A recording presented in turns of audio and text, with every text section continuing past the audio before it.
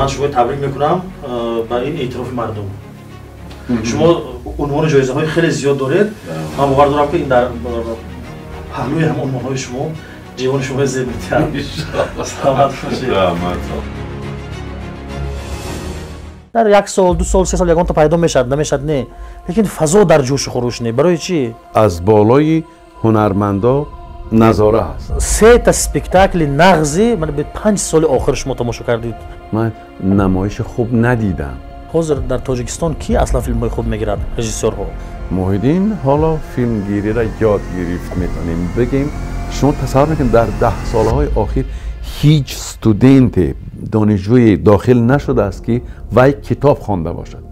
در سریال دوکان در یک ابراز تماما نو بایکر همون طرزی که ما میخوایم ریشی آویزان تا نباشه. یخدان میکشویم قربان صابر. در کدام صحبتون خودتون حتی گفتین نه شرقی و نه ترسا و یهودی هم.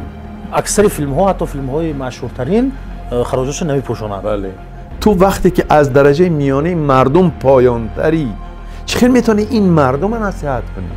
مناسبت کلیم با خوشنامه فرزندی که مادرش به مهربانی نمیکند و بعد پشیمان میشد بعد مرگ. بله. یعنی ما هنرمندیم و جز همین نان هنرمندی دیگه هیچ جایی دیم. مثلا ما در بازار دکان نداریم.